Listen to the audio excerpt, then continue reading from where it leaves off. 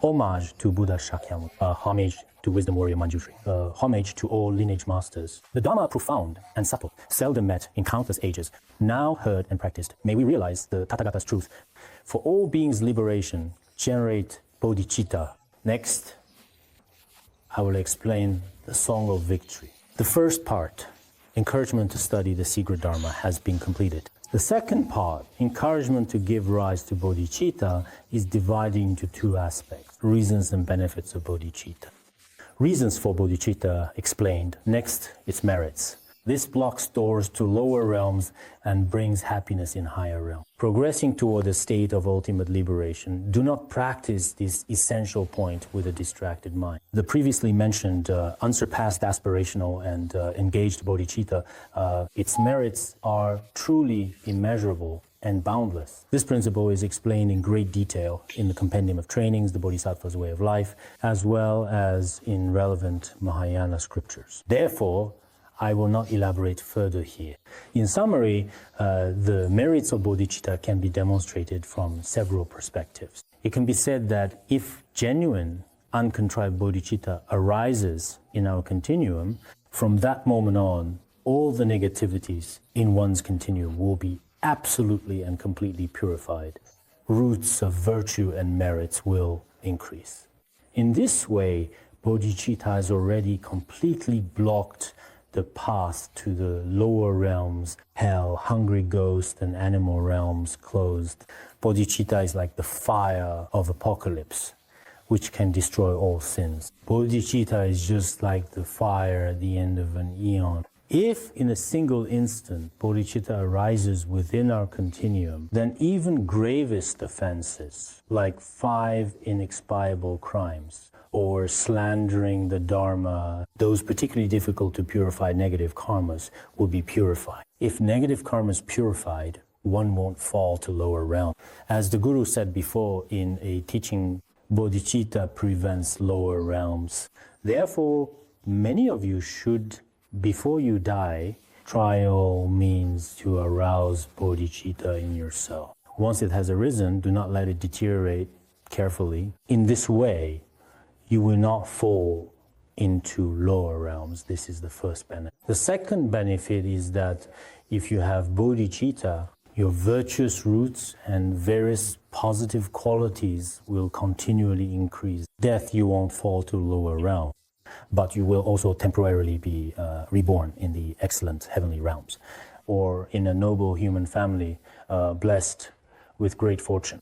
You will enjoy all the happiness of the higher realms. This is simply a temporary kind of happiness, because every joy of sentient beings, in fact, is attained through relying on bodhicitta. As Shantideva said, precious bodhicitta is the cause of sentient beings' happiness. The precious bodhicitta is the cause for all sentient beings to attain happiness. This is a temporary benefit. So what is the ultimate benefit? It is to ultimately perfect the 5 paths and 10 bhumi, and finally attain the state of complete and perfect enlightenment. All the 3 evil realms and the troubles and obstacles of samsara are all eliminated.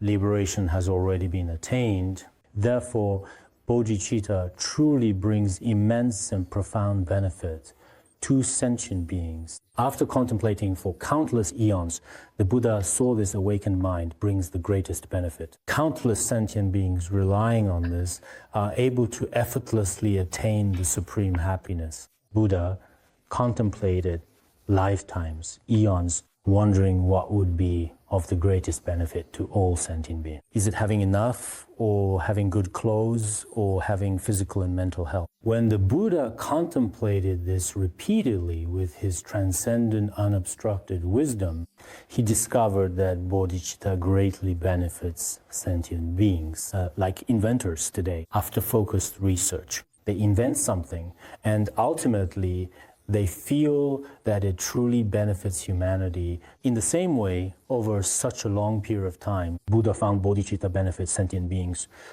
Therefore, with bodhicitta, countless beings have attained the unsurpassed, supreme state of perfect Buddhahood. His Holiness says, do not be distracted. As we practice the path to enlightenment, we must absolutely not let our minds be swayed or confused by the 8 worldly concerns or external distractions. We must not lose our direction like that. Never let this happen. We must earnestly and sincerely practice the key points of bodhicitta. The secret or essential aspects of bodhicitta are extremely important in all forms of practice and are also most precious method. Regarding this matter, I think everyone present here, those who have listened to Bodhicharyavatara, know bodhicitta. As for myself, I am truly very happy about this. Nowadays, no matter which city I go to, everyone feels that bodhicitta is indeed very important. Some people, due to their own afflictions, work, or other reasons, have not practiced it well, while others have practiced it quite well. Life is very short, so I sincerely hope you won't try to reach for the highest teachings right away. You should first complete the basic preliminary practices within your mind stream. At the same time, cultivate bodhicitta, the wish to benefit all beings. Every day you should contemplate it and think about it at every moment. In this way, it will bring great benefit to both this life and future lives. The above is what I wanted to say about the second point. Arousing bodhicitta. The third point is about sending out centrifugal force. Sending out centrifugal force also has 2 aspects. We discuss merits of upholding vows and faults of breaking them. Precepts are the foundation. These are the 2 points. Do not envy or long for samsara. One should uphold pure vows honored by all. For those who wish to be free from samsara and seek liberation toward all the things in worldly samsara, whether it be fame, status, or certain forms of power, as well as all kinds of worldly pleasures and exceptional things, one should not give rise to even the slightest feeling of envy, longing, or desire. When you see someone wealthy, you do not envy them. When you see especially luxurious cars or beautiful houses or an object others are envious of, when these things appear before your eyes, you regard them as dreamlike illusions or feel they are like bubbles in water, insignificant. This is not just something you say. In your actual actions or in your heart, because samsara is like a house on fire. Not for a single instant do you give rise to genuine envy toward them. You have truly developed a sense of renunciation. In the beginning, of course, it is just like Venerable Nanda. Have no greed or cling to 3 realms. It is very difficult to do. However, on one hand, we first study and practice through theory. By familiarizing over time, we see no security in 3 realms. Samsara, eventually a sense of renunciation or even world weariness will arise. The best way to practice this really is to contemplate human life's rarity, impermanence, samsara's faults, karma's infallibility, and results. After you have completed these 4 common preliminary practices, a sense of renunciation will also arise within your own mind stream. After practice, you won't envy pleasures. As Master Tsongkhapa says in the 3 principal aspects of the path, day and night you seek the path to liberation. Renunciation has arisen. So when does renunciation arise?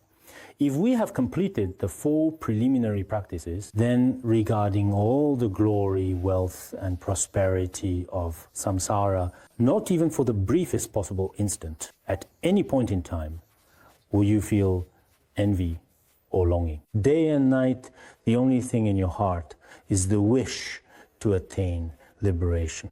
Locked in prison, wanting to be freed. At this point, renunciation will arise in your mind stream. Of course, from one perspective, this is quite a strict requirement. Not giving rise to a moment of longing is difficult, especially for ordinary people. When they're in class or in the classroom, many truly feel that all matters of samsara, especially if there is a guru or books, explains things in a way. Trivial affairs are meaningless In mainstream, renunciation can arise. But wait a minute, before you go out and encounter some pleasant sights along the way, that sense of renunciation completely vanishes. At that moment, a sense of envy arises. For ordinary people, this is very likely to happen. But we need to understand that true practitioners seeking liberation, blessings, fame, or status, see through their true nature. At that point, you become a genuine practitioner. Of course, in theory, I think everyone here should understand this fairly well. On the basis of this mindset, you should also consistently uphold it. Of all the offerings that humans and celestial beings can make, the true adornment of the entire world is pure discipline. We must uphold such pure precepts because precepts can be said to be the foundation of all virtues. Precepts are like a bridge for crossing over to a better realm. The Pratimoksha Sutra states, precepts are the path to a good rebirth. To reach a good rebirth, one must rely on precepts. They are like a bridge to cross a great river. The Pratimoksha Sutra explains this very clearly. Therefore, above all else, it is important to remember that gold, silver, gems, rings, etc. These ornaments are not truly magnificent. If a person truly possesses pure precepts, this is something that humans and celestial beings can truly make offerings to. Humans and celestial beings alike can all pay homage and sincerely worship such a person. Therefore, upholding such pure precepts is extremely important. Of course, every sentient being has a different capacity. If your renunciation is strong, ordain bhikshu, bhikshuni, or samanarika precepts. If the conditions for this have not yet matured, you should at least uphold the lay precepts or the refuge precepts with a mind of renunciation. This is very important for everyone.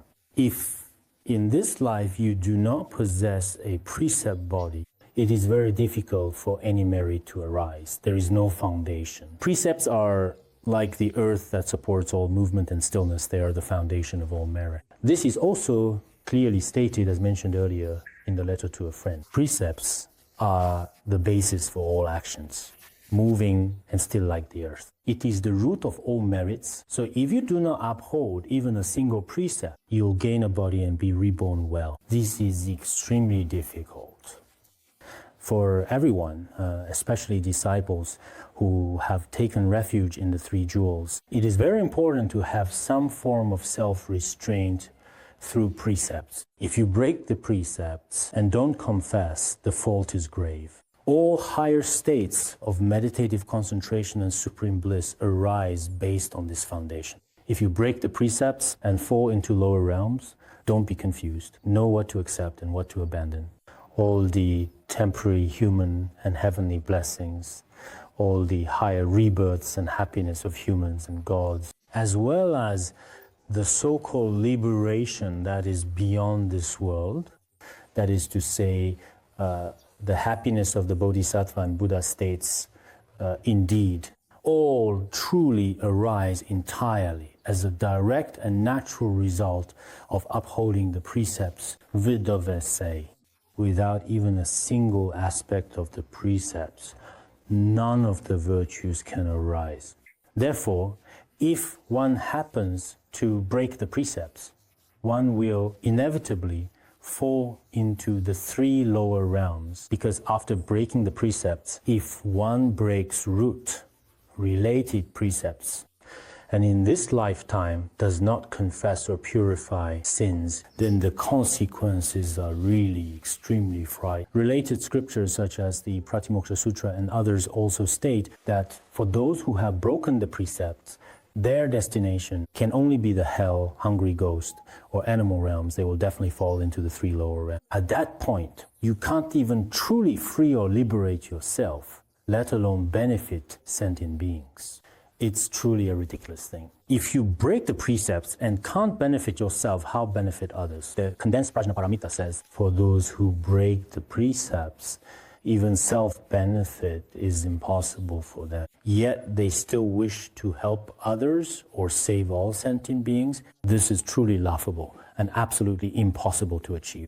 In the age of the Dharma's decline, indeed, many people find it harder to uphold pure precepts, especially now in the information age and this era of commercialization. It is even more difficult, indeed extremely difficult for many monastics to maintain pure precepts. Personally, I have seen some cases.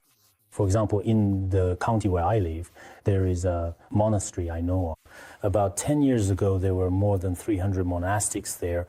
Now there are fewer than 200 left, basically. In these 10 years, the number hasn't increased. Instead, it has decreased. Many monastics are gone because outside there are all kinds of things such as television, computers, and mobile telephones. On top of that, the dazzling lights and various external attractions in the marketplace are constantly flashing and tempting in front of ordinary people. Because of this, it's no longer like the practitioners of ancient times. Those who have renunciation in their mind and practice the Dharma in a pure place, extremely few. This time in Beijing, I also met many abbots and great masters from monasteries. I'd ask, which monastery? And they'd say, a large one. How many monastics do you have? About 20 people, maybe a dozen or so at most, 30-something. Including in Han Chinese regions, it is very sad. To put it bluntly and to describe it objectively, in many places today, even though our Buddhist institute has many monastics, it's hard to say what things will be like in the future. Some monastics ask, how many people are there in your monastery? Stats show over 6,000. Ah, are you sure you didn't miss out? They doubt a monastery has 60 people. I said, that's just the number of permanent residents, the ones they've registered. But the number of transient people might not be included. There are more of them. Many people really think that I'm just making up some kind of myth. I think this is because of the blessings of the Dharma King. People come every day. Someone wants a monk, another ordained. Many people seek to be monastic. But in other places, well, that's really not the case. In fact, many formerly renowned monasteries have now become grand and splendid halls. But aside from that, there's nothing inside. The other day, I've even met a rather famous monk. We talked for a long time, and I asked him how many people were at his monastery. At first, he talked a lot about how much money the monastery had spent and so on. I asked, how many people in your monastery? There are some lay practitioners at my monastery, but as for monastics, it's just me and my disciple. I'm not saying Chinese Buddhism is not flourishing now. That's not what I mean. Tibetan Buddhism is in fact also facing this kind of crisis. Whether in the Lhasa area or here in the Ham region, the number of monastics in many monasteries is in fact steadily decreasing. Many elderly bhikkhus and monks are passing away, leaving this world. Younger generation unwilling to become monastics, middle-aged people leaving monastic life. For monastics to uphold pure precepts, moving into degenerate age gets tough. Looking back over the past few decades, we can see that it is getting more and more challenging. Now, some lay practitioners appear who seem to renounce, though not sure it's genuine. But many people do have this aspiration. Since this is the case, everyone should still place importance on the precepts. Practice 3 refuges, 5 precepts. If they are broken, I hope that you will go before a teacher to receive them again. Because in this very life, having such precepts provides the foundation for all virtues. Without the earth, all plants and trees indeed cannot grow. All virtues rest on the precepts.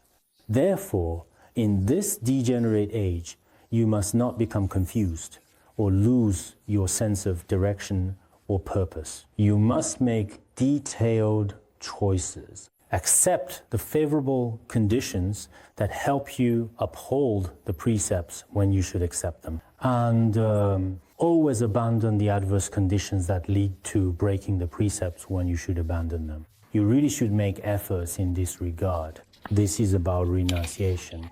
It should be considered the third level of content.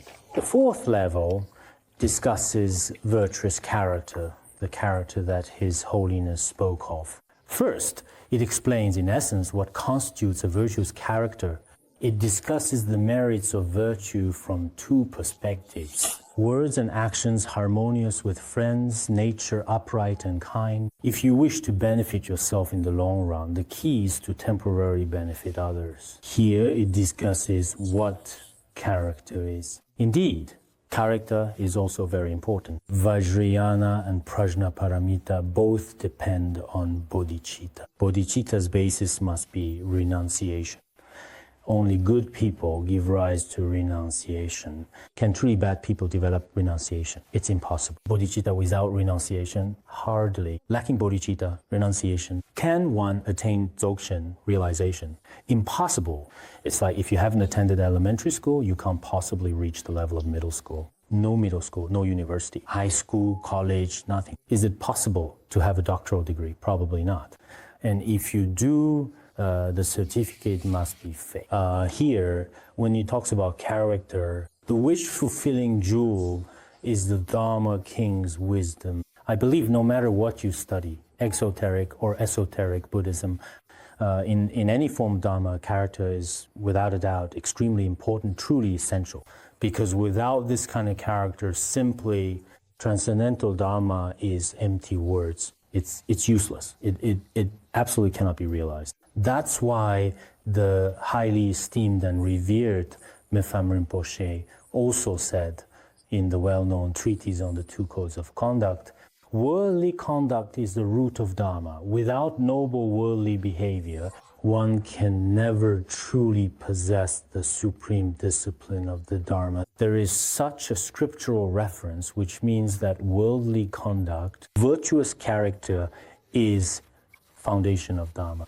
If a person does not have noble conduct or noble character, then the exceptional, profound, and time-honored rules, realizations, and teachings of Buddhism, there's simply no way for him to talk about it at all. It is completely and absolutely impossible to achieve. So here it emphasizes that character is very important. Of course, personality, whether we have a good temper or not, in our daily lives, whether this person has a good personality, for example, or whether they are diligent or not. Everyone has many different and unique views, perspectives, or opinions, especially when it comes to judging a person's character. Some people think that attractive individuals have charismatic personalities. Some people are more soft-hearted and consider that to be a good character. Others believe that being strong-willed essentially means having a truly good and admirable character.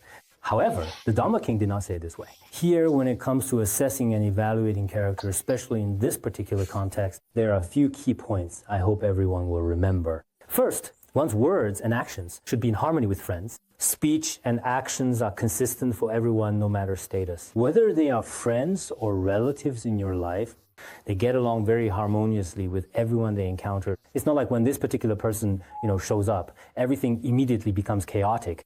No matter which group they join in the end, eventually that group does not become disordered because of them. This won't happen. This person is always truly very kind and gets along well with everyone. From a worldly perspective, they show respect to those above, compassion to those below, and harmony with those at the same level. People like this are said to possess the first trait of good character. Those aspiring to cultivate a mindset pay close attention. In dealing with people, there will always be many different kinds and types of conflicts within any group. However, if a person is good-natured, their mind remains pure and clear. No matter what others say, they are able to go along with it in any situation at all times. Therefore, the Buddha also said in scriptures, I follow the world. Why does Buddha go along with worldly people? It is because as human beings, we must, in essence, adapt to the world. Of course, going along with others does not mean that you should indulge someone who is greedy or that you should follow someone who is angry and become angry yourself. That's just not what it means. It means in life, we should go along actions that are reasonable and following the Dharma. In daily life, getting along harmoniously with everyone you come into contact and interact with, this is the first aspect of character. You can't be the kind of person who truly feels the urge to go down just because everyone else is going up. There is a Tibetan metaphor that symbolizes a bad person. It says that when 100 yaks are going up, the Gaba yak insists on going down. This metaphor is actually, in fact, quite vivid because when almost everyone else is doing something, a person with poor character will say, no, I'm not going up, I want to go down. Generally, if someone is known to have a very bad or questionable character or reputation, for example, when they are traveling from Seda to Chengdu, they might end up arguing with several people in the car. It's exactly the same. For example, whenever you are sitting in a car, and it's also just the same whenever you are living in a house, no matter where they are, even when they try doing good, it's the same. So when a bad person leaves, everyone quite understandably feels relieved. It's as if a cataract has been removed from the eye. We can enjoy a good meal. That bad person is gone, how wonderful. Everyone feels at ease. But if a good person leaves, everyone might feel especially sad. Don't feel like eating lunch. Such a good person has left. Sigh, and everyone starts to feel sad. Truly, you can't always tell just by looking at someone on the surface, on their outward appearance. When I first meet someone, I always have this kind of judgment in my mind. Is this person good or bad? Just by looking, you can't tell. Sometimes someone's words and actions seem very decent, but after interacting with them, you end up very disappointed. You might wonder if this person is not so good. But the longer you become familiar with them over time, the better they turn out to be. This happens too. So having good character, this is the first point. The second is having an upright disposition.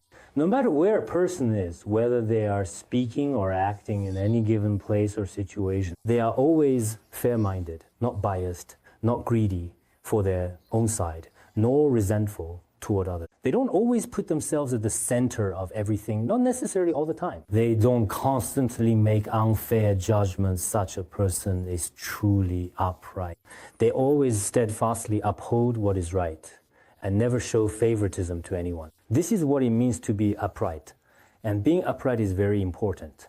In the two codes of conduct teachings, many important merits of this are also thoroughly discussed. The third is having a kind heart.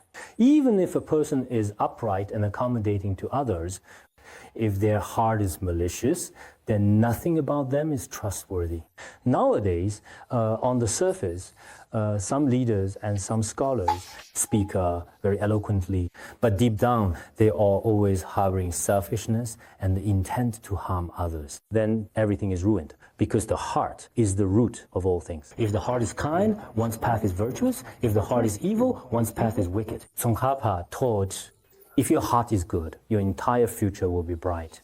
If your heart is malicious, then your future will be dark. Nothing will achieve genuine results. So having a kind heart is essential. These 3 points are extremely important and truly essential in being a person. Then it says, if you want to benefit yourself in the long run for your own well-being, then even if it is only for a short time, temporarily providing benefit to others is indeed very good. Per the Dharma King's meaning, as ordinary person, there may be certain individuals or people who simply don't consider themselves at all in any way, but some, wise thinking about themselves, end up not considering others and instead offend many people. Their own undertakings do not succeed. So it's best not to have such thoughts. Otherwise, it becomes cunning. Helping others solely for your own benefit is not very. But you could also say, to take a step back, if it really can't be helped, if you want to truly benefit yourself, it's best to treat others a bit better. At that time, others will acknowledge and praise you. And in the end, you will finally have your very own space to survive. I remember once, on a particular day, when I was taking a long flight on an airplane, there was a young man sitting next to me. He certainly seemed very talented, and he indeed had a good character. He was the general manager of a company, and he didn't believe in Buddhism. But when we talked, we still found some common ground. Later, after talking for a little while longer, just talking, he said, people should be truly good. And should help others whenever they can. Actually, if you genuinely want to become truly successful in a company, especially in today's modern workplace, in your career, you must truly and sincerely help those around you, offering support and kindness in order to have your own personal space to survive. Otherwise, if you only ever think about yourself and don't take other people into consideration in any way at all, the people all around you are all very smart. They really can sense it. In the end, you really won't be able to accomplish anything there either. I felt that what he said honestly made a considerable amount of sense to me. I told him that Buddhism also praises this kind of attitude.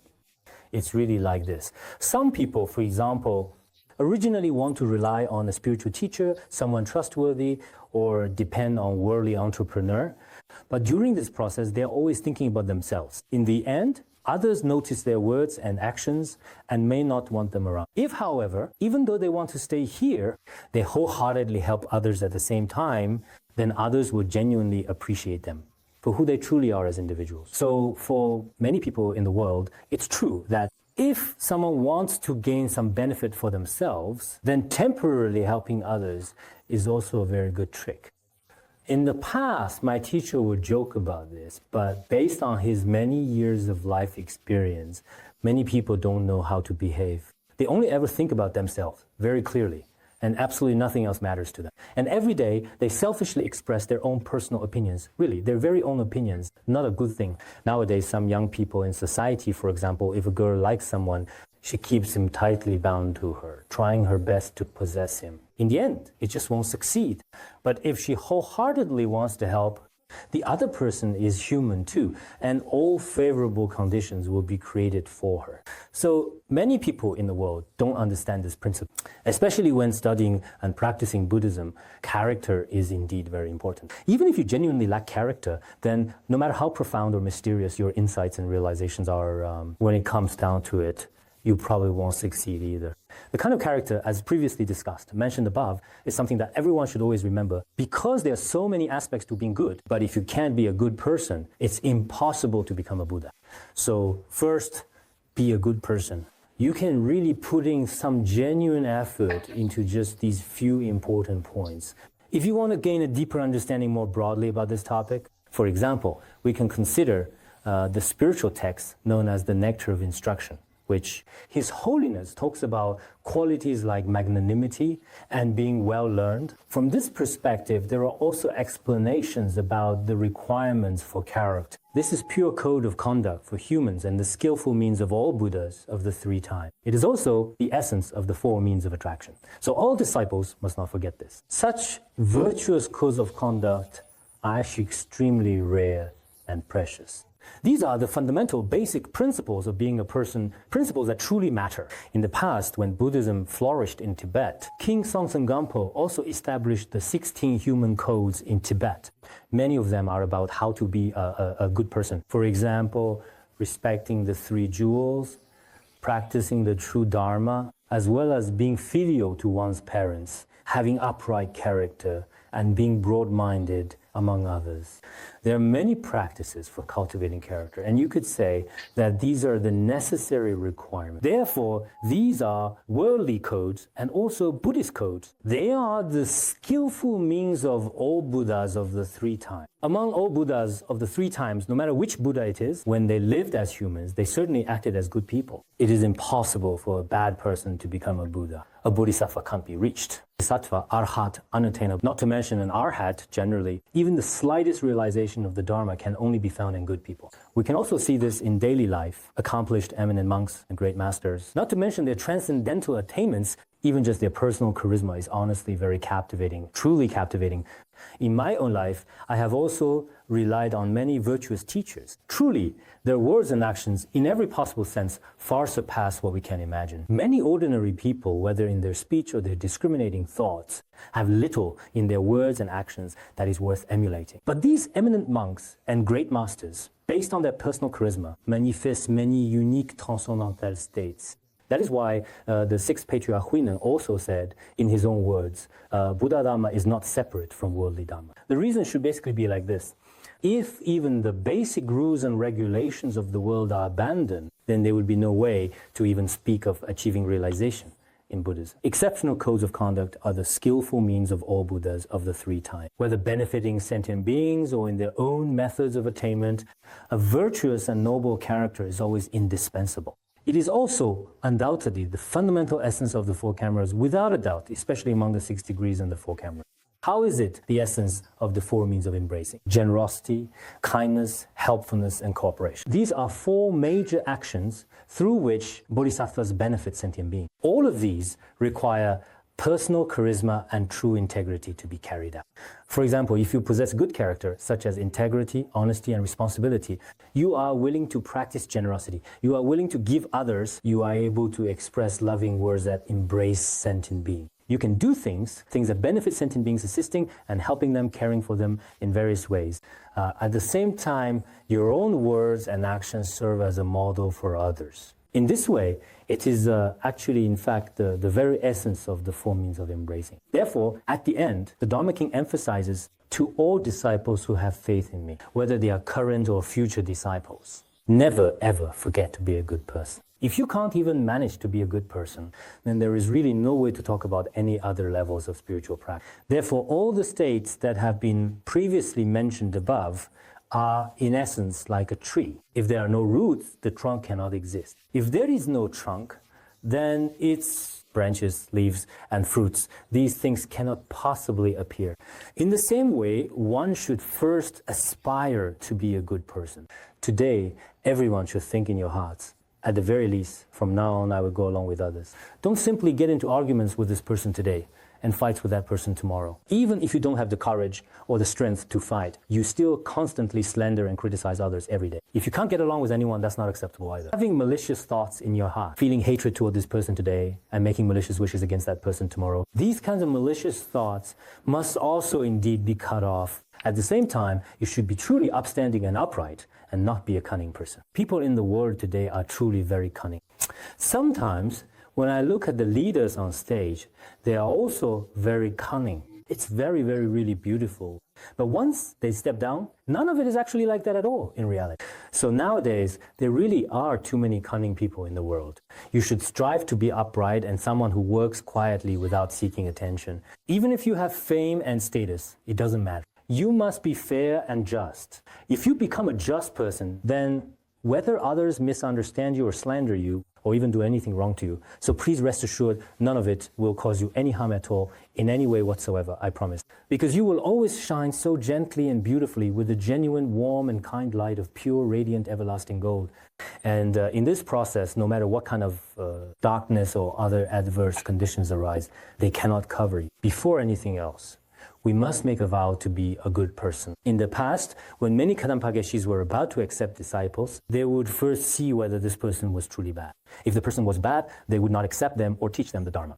If the person was good, even if they were foolish, the Geshe believed they could be taught. Being foolish doesn't matter as long as a person is good. But being a good person is not like what was just mentioned. It's not about being attractive or a pleasant voice or having a heavy presence, being a genuinely good person. It's not about being imposing in any way. It's not like that. A truly good person is kind at heart. And this is indeed very, very important. No matter what kind of intention you have, your heart must be kind. If your heart is not kind, then you have lost your foundation as a person. So we must always strive to be kind, compassionate, and good people. After becoming a good person, then you can truly talk about the Dharma. Therefore, as Buddhists, we must never let there be scheming and infighting between various different groups all across the board. There are constant disputes and disagreements between people every day. If we act like this, non-Buddhists will mock us. They'll say, look at Buddhist groups full of disputes and controversies. Every day people say one thing and mean another, behaving so poorly and making things so complicated. When people see this, they won't develop any faith.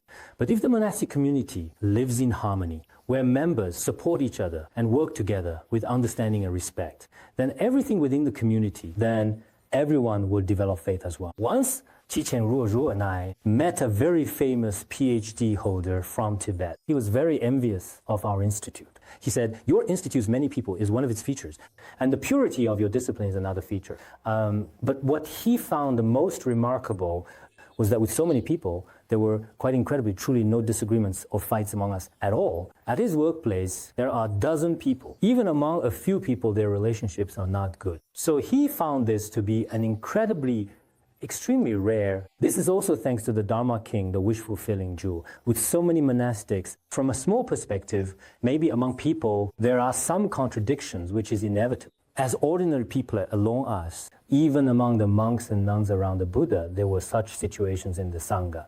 Even during the process of studying the Vinaya, there was complexity back then as well. This is nothing unusual. But overall, I would say, we are still very harmonious. Therefore, we hope that whether one studies the exoteric or esoteric teachings, all four types of Buddhist disciples, lay people, monastics, and others who study the Dharma, Buddhists, non-Buddhists, others, should all foster an atmosphere of harmony, love, and unity. This is truly very important. And in fact, it is also indeed a remarkable and clear sign of noble and admirable character, without a doubt. The Dharma King has spoken about this above, so please never forget what was mentioned earlier, as it is important and should always be kept in mind. The prajna wisdom of both exoteric and esoteric Buddhism is based on bodhicitta. Bodhicitta relies on renunciation, and renunciation relies on noble character. So in fact, all of these important teachings and lessons can actually be summed up and expressed quite simply in just 4 lines. This is the essence of 84,000 Dharma teachings. It is an exceptionally wise and insightful summary that combines both practice and theory in its approach. Therefore, everyone must truly and firmly remember this deep within your hearts. Next is the conclusion, which is the dedication of merit, as well as the final words composed at the end. By this virtue, may all beings transcend the deep abyss of samsara. May all devoted disciples rejoice and be reborn in the Western Pure Land of ultimate bliss. The virtue accumulated above is dedicated to all mother sentient beings, boundless as the sky. May they transcend the vast and terrifying abyss of the 3 realms and the 6 endless paths of samsara. At the same time, when such essential instructions gathering the wisdom of all 84,000 Dharma teachings, when such a hidden, mysterious secret appears in the world, let all those who have faith in the Dharma King and Buddhism come together. The disciples should, in their hearts, give rise to a sense of joy. Among the vast and boundless sea of people, we have encountered precious instructions as the wish-fulfilling jewel. This is also our good fortune, and we should feel a sense of joy. I don't know if those present here feel joy in their hearts. If you do feel joy, it shows that you have developed faith in the Dharma. If you feel no joy at all, then as for the Song of Victory, the 2 teaching days are over. Once finished, that's it. In a moment, when I go back, what should I actually eat, I wonder? I've been thinking all along class is about to end. Today is really a happy day. But this sense of joy and happiness hasn't really been applied to gaining the Dharma. Instead, it's actually been used for other things, for other purposes. The get out of class is about to end. I'm finishing. Don't explain in detail. After a long day, I'm really looking forward to finally being able to go home, have something good to eat, and then may all sentient beings who have formed a connection attain rebirth in the pure land of ultimate bliss, attain supreme happiness, and in the future benefit countless sentient beings. The 17th victorious cycle, the Bingzi year according to the Tibetan calendar, 60 years make up one cycle. It started in 1027 AD, and now we're in the 17th victorious cycle. In the Christian era year, it is 1996. On September 21, 1996, wish-fulfilling jewel wrote Song of the Path to Victory. We master and disciples dispelled all outer, inner, and secret obstacles. I explained specific circumstance. At that time, His Holiness had just recently returned to the Institute and had dispelled all obstacles, both internal and external. All the students also gathered together joyfully. Our institute also specially held a Vajra Celebration Dharma Assembly. We reenacted the process of His Holiness's illness at that time. Goktumba and Miphan Rinpoche were featured, who graciously came and offered their heartfelt blessing songs to His Holiness. All of these were performed at the time as well. Last year, I think I even saw a video recording of it, actually, but it was quite blurry since it's actually been many years now. It was in 1996, so it's already been more than 10 years. Awang Loju Zongme is the Dharma name of our revered teacher. On the auspicious day celebrating the victory among nearly 5,000 monastics, at that time, our institute was not as large as it is now. There were close to 5,000 people in attendance, perhaps just over 4,000. Among those 5,000 people, they spontaneously sang, "Excellent, excellent, excellent," and that concluded the talk.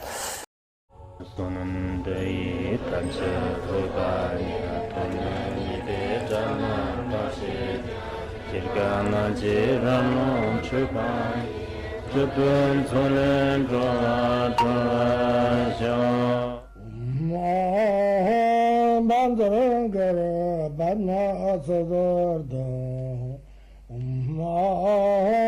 Bandangara Badna Sodargye